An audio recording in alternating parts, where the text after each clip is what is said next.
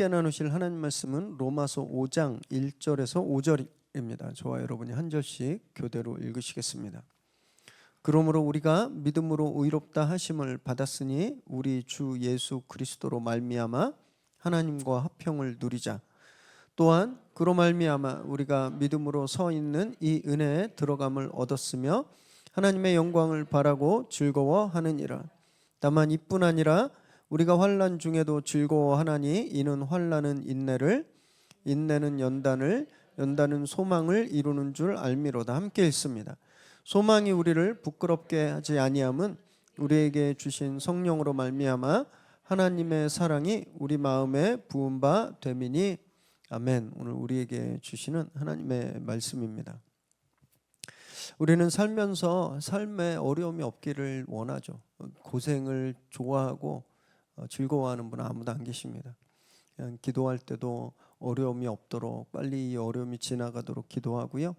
자녀들을 위한 첫 번째 기도 제목도 아이들이 무탈한 겁니다. 아이들 안 아프고 아이들 고생 안 하고 잘 자라길 바라죠. 하지만 굴곡 없는 인생은 성장하기가 어렵습니다. 굴곡이 있는 인생이 다 위인이 되는 건 아니지만 역사적으로 보면 위인들은 다 심한 굴곡을 다 경험했습니다. 제가 지금 소개해드리는 두 분도 마찬가지인데요. 지금 사진 한번 띄워주세요. 네, 이분 누군지 다 아시죠? 스티븐 호킹 박사님.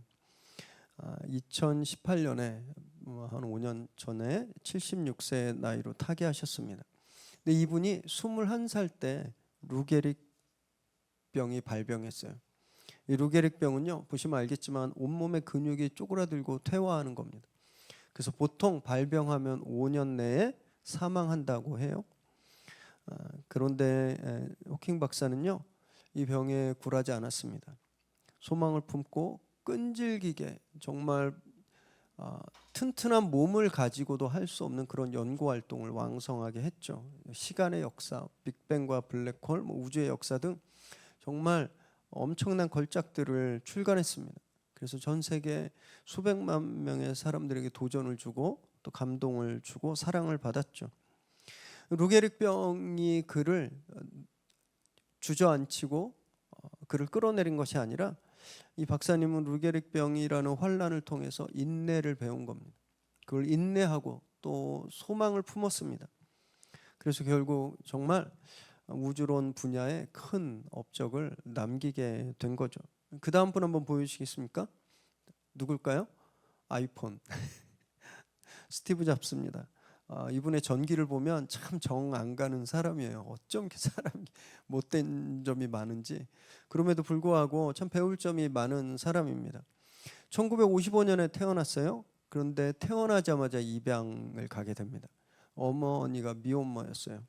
그래서 입양을 갔는데 또 마침 그 입양된 집이 그렇게 재정적으로 넉넉하지가 않은 집이었습니다. 그래서 대학을 갔는데 학비 때문에 한 학기만 다니고 자퇴했습니다. 자기 친구인 스티브 워즈니악과 함께 그 창고에서 컴퓨터 회사를 창업했어요. 애플 컴퓨터입니다. 그리고 1976년에 세계 최초로 퍼스널 컴퓨터, 개인용 컴퓨터를 출시했는데 그게 애플 1입니다. 애플 1. 꽤 큰 성공을 거두었습니다. 이 당시 애플 1을 보면 컴퓨터라고 안 보여요. 그냥 기판만 있는 겁니다. 모니터도 없고 아무것도 없는 그냥 박스 같은 건데 큰 성공을 거두게 됐죠. 그런데 곧 1985년에 자기가 세운 회사에서 쫓겨납니다. 이사회에서 이 사람을 쫓아냈어요. 해고되고서 넥스트 컴퓨터를 창업했지만 크게 성공을 거두지 못했습니다. 그러다가 픽사를 인수하고 일대 전기를 맞이하게 되죠. 우리가 잘 아는 애니메이션의 그 조상이라고 할 수 있는 토이스토리 픽사가 만들었거든요. 전 세계적으로 공전의 히트를 쳤습니다. 그래서 정말 가망 없다. 이 사람은 더 이상 재기 못한다라고 여겨졌던 스티브 잡스가 일약 IT 애니메이션의 그 대가로 우뚝 서게 되죠. 그래서 결국 1997년에 망해가던 애플에 당당히 복귀를 합니다. 그리고 내놓은 제품이 저거예요. 아이폰. 저거 하나로 죽어가던 애플이 화려하게 부활하기 시작했죠. 그리고 2011년 그가 세상을 떠나기 전까지 애플을 세계적인 기업으로 계속 키워갔습니다.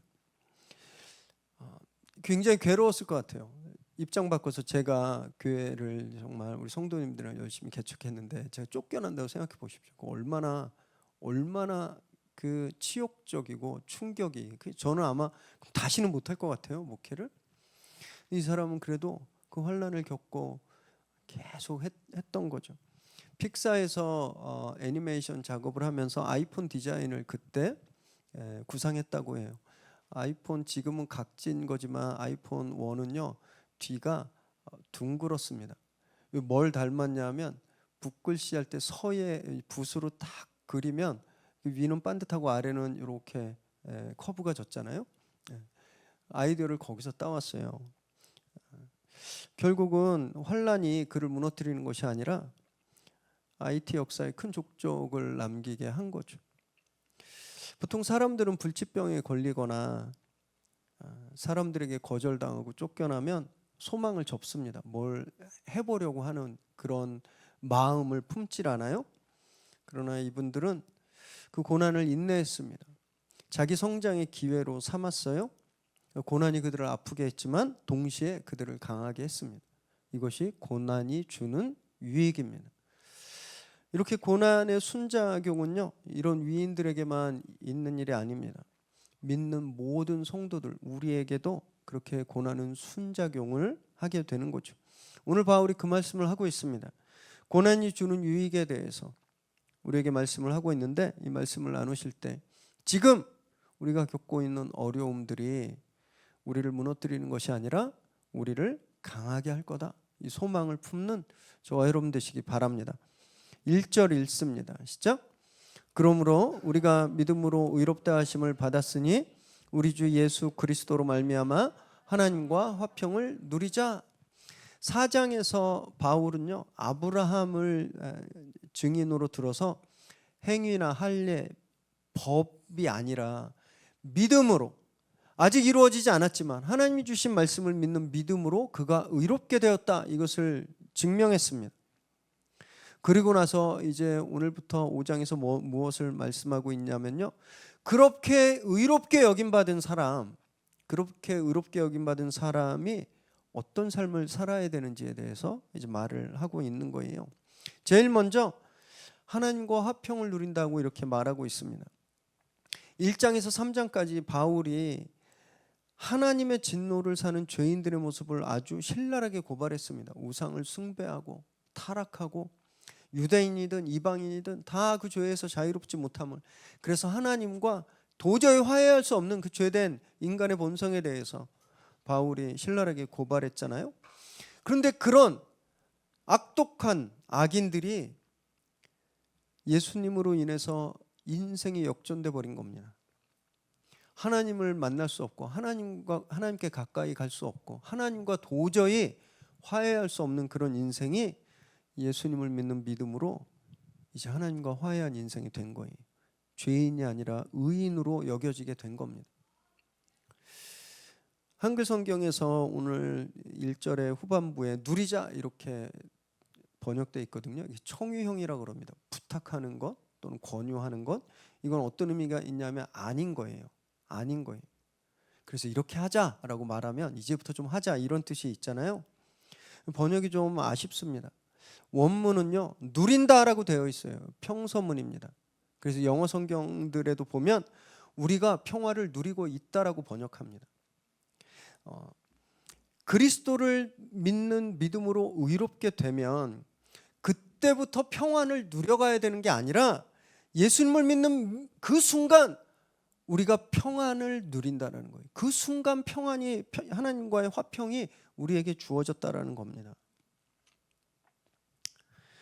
바울이 지금 그 말씀을 하고 있는 거예요. 예수님을 믿는 순간 하나님과 우리는 화해하고 지낸다는 거예요. 화평하고 지낸다. 그러면 하나님과 화평하게 지낸다는 게 무슨 뜻일까요? 이 화평. 이 화평이라는 말은 헬라어로 에이레네라는 뜻입니다. 에이레네. 구약의 히브리어로는 샬롬이라고도 하는데 이건요 건강하게 잘 사는 상태를 뜻해요. 부족함 없이 아무 문제가 없어요. 마음이 심란하지 않습니다. 마음의 불편함 없이 잘 사는 상태, 이게 에이레네. 그러니까 하나님과 에이레네 한다는 건 뭐냐면요, 하나님 앞에 나왔는데 아무 불편함이 없어요. 하나님이랑 너무 친해요. 하나님이랑 너무 친밀하고 막히는 게 없는 거예요.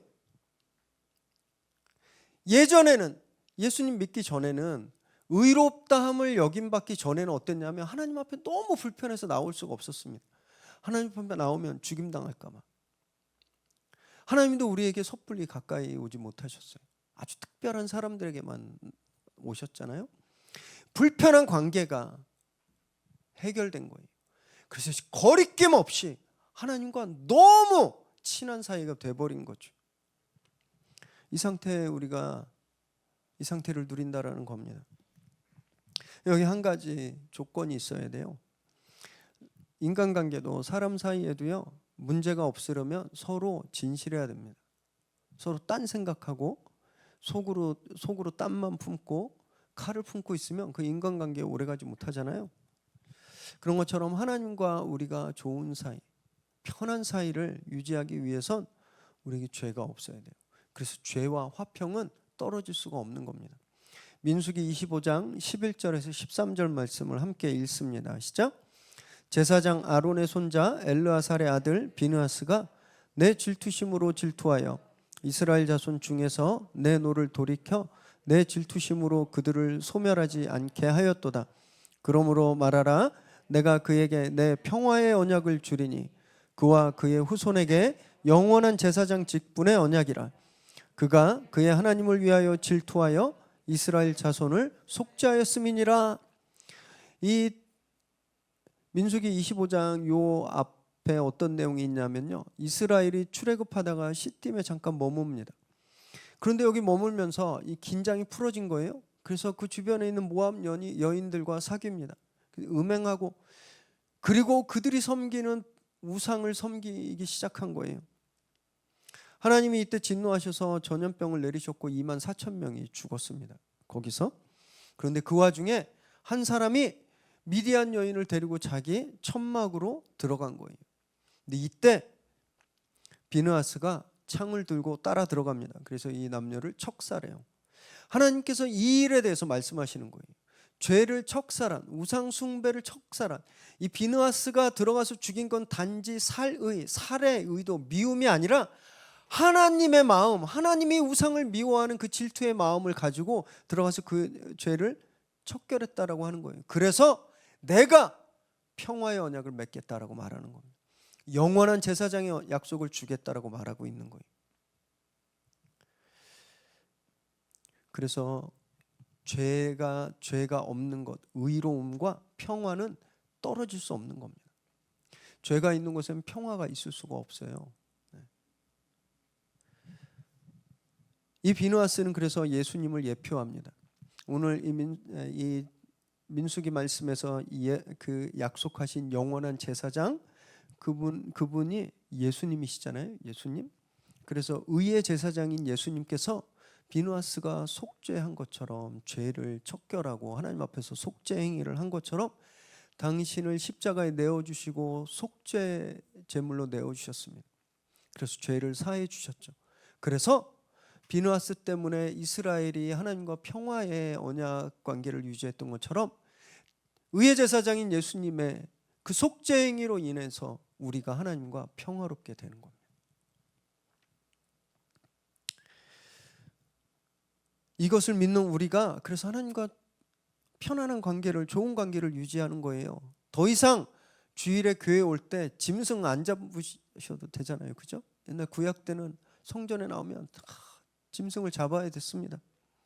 그리고 하나님을 볼 수도 없었어요. 언제나 구름에 가려진 하나님의 그 흐릿한 그림자를 멀리서 봐야만 했습니다. 그런데 우리는 의의 제사장인 예수 그리스도 때문에 우리는요, 마음대로 하나님께 나오고 하나님을 힘껏 찬양하고 하나님의 영광을 누릴 수 있는 거예요. 그 영광 가운데 있을 수 있는 겁니다. 이 복된 관계를, 이 은혜의 관계를 계속 유지하기 위해선 우리도 거룩해야 됩니다. 죄가 없어야 하는 거예요. 그런데 불가능하죠. 이 세상에 죄 안 짓는 사람 없습니다. 믿는 사람도 다 죄져요. 구원파만 죄 짓고도 죄가 아니라고 우깁니다. 그래서 이단이라 그러는 거예요. 예수 믿고 교회 다니고 신앙생활에도 다 죄 짓습니다. 나쁜 생각하고 못된 생각하고. 그런데 우리는요, 그 의의 제사장의 보혈의 능력 때문에 우리가 지은 죄를 날마다 용서받을 수 있는 거죠. 회개하고 하나님과 다시 좋은 관계를 계속 유지해 갈 수 있는 겁니다. 저와 여러분이 날마다 보혈 앞에서 죄를 고백하고 회개하고 깨끗함 받게 되시길 바랍니다. 그래서 늘 하나님과 화평을 이루시기를 주님의 이름으로 축원합니다. 2절 읽습니다. 시작. 또한 그로 말미암아 우리가 믿음으로 서 있는 이 은혜에 들어감을 얻었으며 하나님의 영광을 바라고 즐거워하느니라.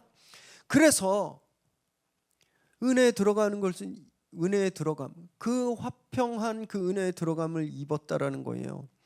그래서 그곳에서 하나님의 영광을 소망하면서 즐거워한다, 이렇게 바울이 말하고 있는 겁니다. 오늘 본문 번역의 아쉬움이 한 세 군데나 있습니다. 세 군데. 이 두 번째인데요, 즐거워하다라는 단어 잘못 번역된 겁니다. 이 단어의 원뜻은요, 크게 말하다, 자랑하다, 과시하다라는 뜻이 있어요. 그래서 이건요, 하나님의 영광을 바라고 그걸 자랑한다, 이런 뜻입니다. 즐거워하는 건 그냥 나만 느끼는 것 같잖아요. 그게 아니라는 거예요. 하나님으로 의로움 받은 사람은요, 그 은혜를 체험해서 그걸 자랑한다라는 거예요. 크게 여기저기 자랑하며 산다라는 겁니다. 바울이 앞에서 율법을 자랑하는 유대인들에 대해서 그들의 잘못을 지적했죠. 그리고 스스로 자기들의 능력을, 자기들의 가진 것을 자랑하는 이방인들의 자랑도 비판했습니다. 믿음으로 의롭게 된 그리스도인은요, 그런 자랑거리와 차원이 다른 새로운 자랑거리가 있는 거예요. 하나님의 은혜고 하나님의 영광인 겁니다. 저와 여러분이 그렇게 새로운 자랑거리를 가진 사람들인 거예요. 우린 이걸 자랑해야 됩니다. 세상에도 자랑할 게 얼마나 많은지 모릅니다. 신상이 나오면 인스타 같은데 그냥 아주 다 뜨죠. 막 자랑하느라고. 셀럽들이 막 뭐 이렇게 찍어보고 이렇게 찍고 그러면 다 자랑하잖아요. 집 자랑합니다. 회사 자랑하고 돈 자랑하고 미모 자랑하고. 믿는 사람들도 별반 다르지 않습니다. 자기 신앙 경력 자랑하고, 자기 직분 자랑하고, 교회 크기 자랑하고, 자, 이거 헌금을 얼마나 하는지 자랑하고. 세상이 자랑하는 것과 그 주제가 다르지만 같은 맥락이에요. 이런 자랑들은요, 바울이 앞에서 비판했던 유대인이나 헬라인들이 가졌던 그런 육에 속한 자랑일 뿐인 겁니다. 저는 저와 여러분이 정말 우리에게 그 은혜로 주어진 진짜 자랑거리, 그것만 자랑했으면 너무너무 좋겠습니다. 저는 그래서 5월 지난 3주간 너무너무 기뻤어요. 오늘은 아쉽게도 비가 와서 캔슬됐지만 지난 3주간 우리가 광장에 나가서 하나님을 자랑했잖아요. 같이 참석하지 못하는 분들은 커피 쿠폰으로 함께 참석하셨잖아요. 또 기도로 함께 참석하셨잖아요. 각자에게 주신 달란트대로 그림도 그리고 풍선도 불고 게임도 하고 또 이웃들과 대화도 하고 강아지하고 대화도 하고, 우리 그렇게 예수님의 편지가 됐습니다. 우리 그렇게 하나님을 자랑했어요. 하나님이 얼마나 기뻐하실지, 하나님이 얼마나 그 섬김을 통해 영광 받으셨을지 생각하면 너무너무 좋은 거예요. 너무 기뻤습니다.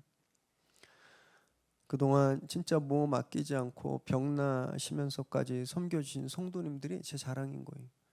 정말 감사드립니다. 앞으로도 저와 여러분이 때를 얻든지 못 얻든지 그렇게 하나님의 은혜와 영광만 자랑하는 그런 그리스도의 편지가 되시기를 주님의 이름으로 축원합니다. 3절과 4절 읽습니다. 시작. 다만 이뿐 아니라 우리가 환난 중에도 즐거워하나니 이는 환난은 인내를, 인내는 연단을, 연단은 소망을 이루는 줄 알미로다. 지금까지는 되게 좋았어요. 기쁨 별로 부담 안 되는 말씀이잖아요. 하나님 예수 그리스도로 인해서 의로움을 입었습니다. 그래서 우리가 이제 하나님과 막 너무 좋은 사이가 됐어요. 우리 자랑거리가 생겼습니다. 여기까지만 딱 끝나면 좋은데 바울이 이제 굉장히 당황스러운 말씀을 하는 거예요. 환난이 온다는 겁니다. 환난이. 우리에게 환난이 온다는 거예요. 그런데 우린 그 환난이 와도 그 자랑을 멈추지 않는다 이렇게 말하고 있습니다. 왜냐하면 그 환난이 인내가 연단을, 연단이 소망을 이루는 줄 우리가 알기 때문이다라고 말하는 거예요. 예수 그리스도의 십자가 사건과 부활에 대해서 말하고 있는 겁니다. 예수님이 하나님 나라의 복음을 선포하고 이 세상의 구세주로 오셔서 복음을 선포하셨지만 환난을 당하셨죠. 채찍에 맞고 찢기시고 죽임 당하셨습니다. 그러나 거기서 끝난 게 아니죠. 하나님이 예수님 부활시키셨잖아요. 그 소망이 있는 줄 안다라는 거예요. 그래서 환난이 와도 우리가 자랑을 멈추지 않는다. 여기 즐거워하나니는 아까 제가 자랑한다라고 번역하는 게 옳다고 말한 그 단어와 똑같은 단어입니다. 여기 환난이란 말은요, 어떤 뜻이냐면 포도즙 짜는 틀에 포도를 가득 넣고 판으로 막 꽉꽉 짓이겨서 그냥 포도 송이들을 다 으깨서 즙을 짜내는 그게 환난이에요. 이 말하는 환난입니다.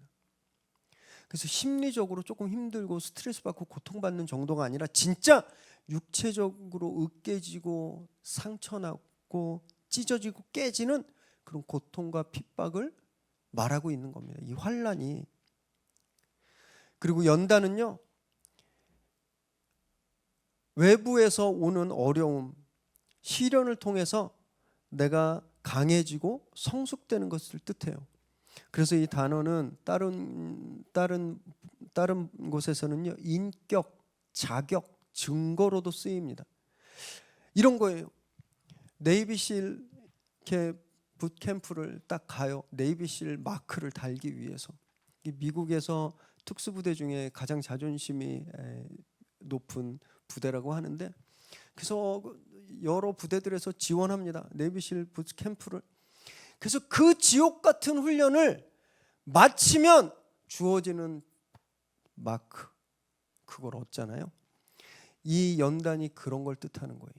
이 지옥 같은 환난을 겪고 나서 우리가 얻는 자격, 우리 성숙된 우리의 인격, 이걸 뜻하는 겁니다. 실제 이 편지를 받는 로마 교회 성도들이 정말 이 일을 당하고 있었습니다. 네로 왕제 막 폭정에 시달리고 있었고요. 유대인들의 모함과 공격, 따돌림 때문에 엄청난 괴로움을 당하고 있었어요. 진짜 몸이 짓이겨지는 그런 고통을 당하고 있었습니다. 예수님 안 믿었으면 없었을 거예요. 그런 환난 없었습니다. 예수님을 믿음으로 하나님과 화해하니까 세상과 그 즉시 원수가 돼버린 겁니다. 그런데 그 환난 중에도 이들이 믿음을 포기하지 않았습니다. 지금도 가정교회들마다 모여서 베베 집사님이 선포하고 있는 로마서를 듣고 있잖아요. 그 지독한 환난 속에서도 하나님을 예배하고 하나님을 자랑하길 멈추지 않은 겁니다. 왜냐하면 자기들에게도 예수님이 얻으셨던 그 영광이 자기들에게도 주어질 것을 소망했기 때문이에요. 지금도 마찬가지입니다. 로마 교인들만 그랬던 게 아니라 지금도요, 하나님과 화해하면 즉시 어려움이 시작돼요. 복 받으려고 교회 나간다 이런 분들은요, 진짜 큰일 납니다. 제일 먼저 도망가요. 하나님과 화해했다고 해서 우리 앞에 막 탄탄대로가 펼쳐지고 레드카펫이 쫙 깔리는 거 절대 아닙니다. 오히려 지금까지 즐기던 것을 포기해야 돼요. 세상과 다르게 살려고 고생을 사서 해야 됩니다. 이것이 우리가 마주하는, 우리가 믿음으로 의롭게 되자마자 우리가 마주하게 되는 현실인 겁니다. 그래서 갈등하죠. 맨날 갈등하지 않으세요? 이건 말씀은 이런데 이렇게 해야 되나? 아니면 세상을 따라야 되나? 세상 손을 잡으면 한없이 편해질 텐데, 그런데 또 믿음을 놓지 않으려고 몸부림치잖아요. 저희가 절대 가볍지 않은 싸움입니다. 시험 기간에 아이를 독서실 안 보내고 예배 데리고 나오면요, 애 진짜 성적 떨어질 수 있어요. 고3인데 독서실 보내면 1년간 너 교회 끊고 공부만 해? 독서실 보내면 진짜 성적 올라갈 수 있습니다. 비즈니스 하면서 거래처가 참 요즘처럼 경기가 어려워져서 참 사정이 딱해요. 그래서 예수님의 마음으로 손해보면서 내 이익을 양보하면요, 어쩌면 내 회사 망할 수도 있습니다. 무례하고 거친 사람들을 계속 참아주다 보면, 교회 다니니까 계속 참아주다 보면 속이 썩죠.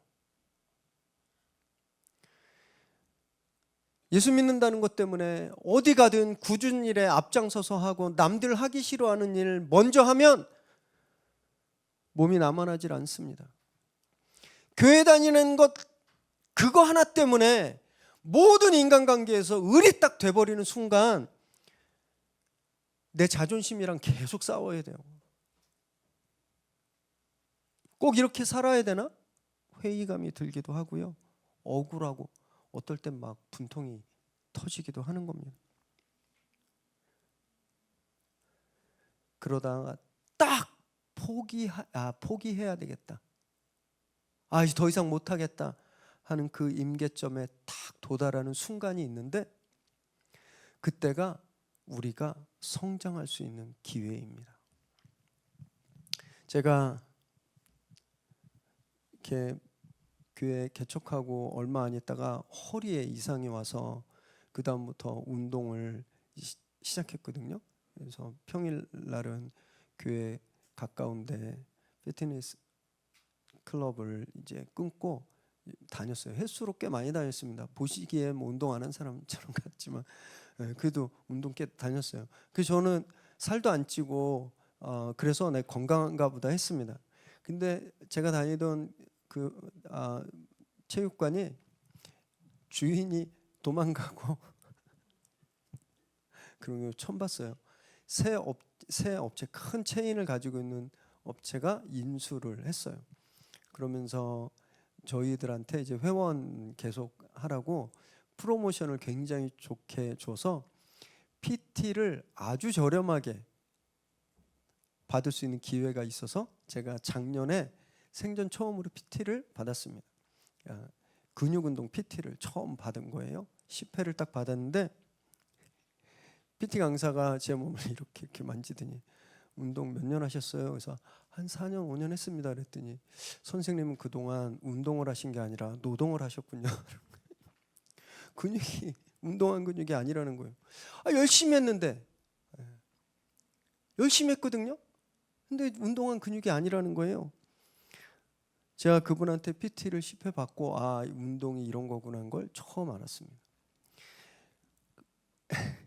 하다가 도저히 이제 진짜 안 돼요. 이거 한 번 더 들다가는 콱 해가지고 어떻게 될 것 같아요? 그 순간에 PT 강사가 선생님 좀만 더 10번만 더 막 이러면서 손으로 살짝 들어주니까 제가 제 한계를 넘더라고요. 그랬더니 병아리 눈물만큼 근육이 생기는 게 딱 느껴지더라고요. 같은 패턴으로 같은 무게로 아무리 운동해도 근육이 잘 안 자라요. 득근 안 이루어집니다. 한계를 늘 깨야 돼요. 그래서 배웠어요. 저는 4년간 똑같은 운동을 똑같은 횟수로 했거든요.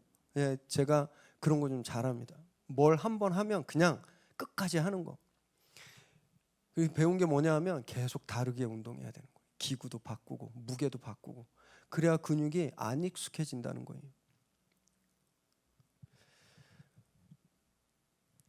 여러분 우리 영혼도 마찬가지예요.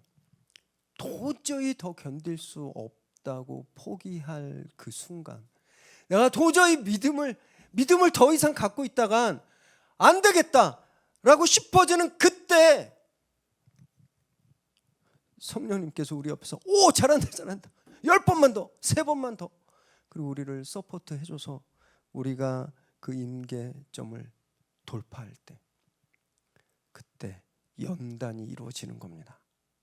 그때 우리 영혼의 근육이 자라는 거예요. 저는 이 예배가 바로 그런 우리 영혼의 PT샵이다 이렇게 생각합니다. 일주일 동안 얼마나 힘드셨어요.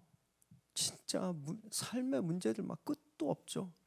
다 그냥 다 그만둬야 되겠다. 막 이렇게 정말 한계점에 다다라서 예배에 딱 왔더니 성령님이 우리 옆에서 잘하고 있어. 훌륭해. 한 번만 더 하자. 한 번만 더 들어봐. 그렇게 격려하시고 우리를 도와주실 때 우리의 믿음이 성장하고 우리의 성품이 업그레이드 되는 겁니다. 사랑하는 여러분께서, 저는요 우리들이 이제 이번 주는, 내일부터 시작되는 이번 주는 지난주보다 조금 더 성숙한 삶을 살게 될 거라고 믿습니다. 우리와 함께 하시고 늘 우리를 격려하시는 성령님이 우리와 함께 하심을 꼭 믿으시기 바랍니다. 우리는 환난 때문에 절대 넘어지지 않습니다.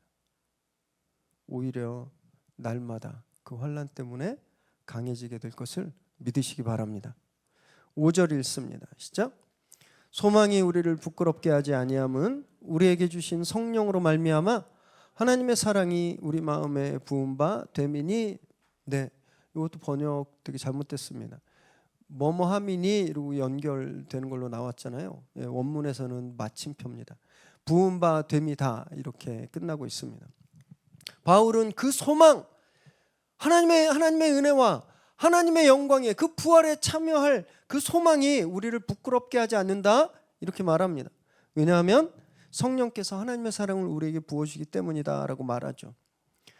부끄럽게 하다도 번역을 좀 아쉬운데 실망시키다라는 뜻입니다. 실망시키는 거예요. 그 소망이 우리를 실망시키지 않는다라고 말하는 겁니다. 소망이 우리를 실망시킬 때는요, 소망이 거짓말할 때입니다. 바라던 그 소망이 이루어지지 않을 때, 실현되지 않을 때 우리가 실망하는 거잖아요. 그런데 우리의 소망은 우리를 실망시키지 않는다는 거예요. 반드시 이루어질 것이기 때문에. 세상에서는요, 소망한테 배신당하는 일 너무너무 많죠. 산이가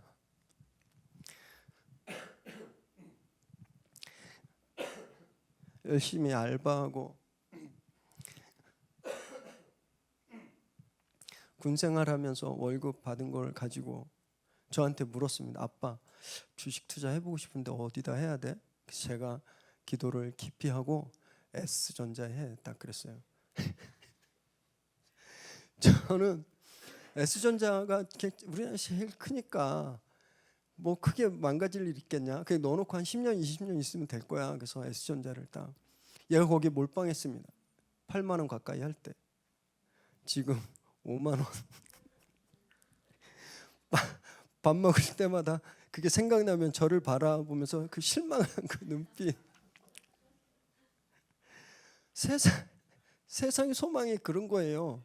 잘 될 거라고 소망했는데 안 되면 실망하는 겁니다.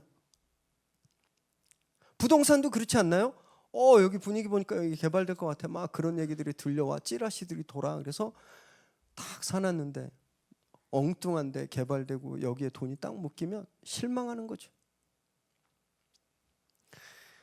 내년이면 임원으로 승진할 것 같아. 분위기가 그래.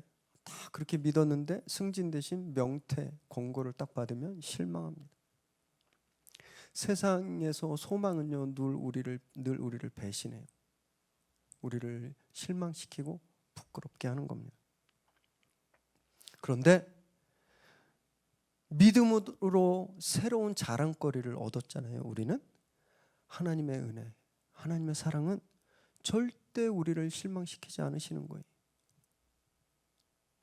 아들까지 주신 하나님의 사랑이 아무리 많은 환난을 당한다고 해서 절대 사라지지 않기 때문입니다. 그것을 성령께서 늘 확인시켜 주시는 거예요. 하나님의 사랑을 우리에게 부어주셔서 내가 너를 위해 내 아들을 줬어. 내가 너를 위해 내 아들을 십자가에 달려 죽게 했어. 우리가 환난 중에 막 헉헉대고 진짜 쓰러질 것 같고 포기할 그 순간에 성령께서 나를 위해 당신의 아들을 주신 하나님의 사랑을 확인시켜 주는 겁니다. 그 사랑으로 우리가 소망을 잃지 않는 거예요. 그래서 그 소망 중에, 그 환난 중에 하나님을 자랑할 수 있는 겁니다. 지금 자랑할 형편이 아니지만 하나님을 자랑할 수 있게 되는 거예요. 사랑하는 여러분, 고난은 절대 유쾌하거나 즐겁지 않습니다. 제가 설교할 때마다 이겨내세요, 인내하세요, 너무 죄송해요.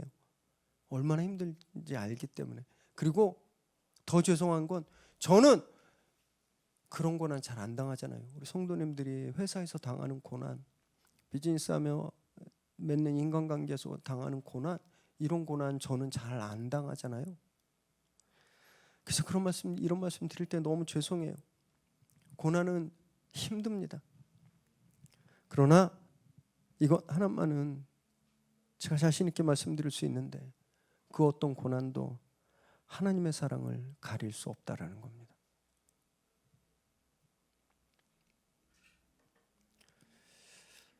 그 소망을 품고 지금 어려움을 겪고 계시다면 그 환난이 우리에게 연단될 줄, 예수를 닮은 성품으로 우리를 강하게 하고 업그레이드 시켜줄 것을 믿으시기 바랍니다. 그래서 환난 중에도 하나님의 은혜, 그 사랑을 자랑하는 저와 여러분 되시기를 주님의 이름으로 축원합니다.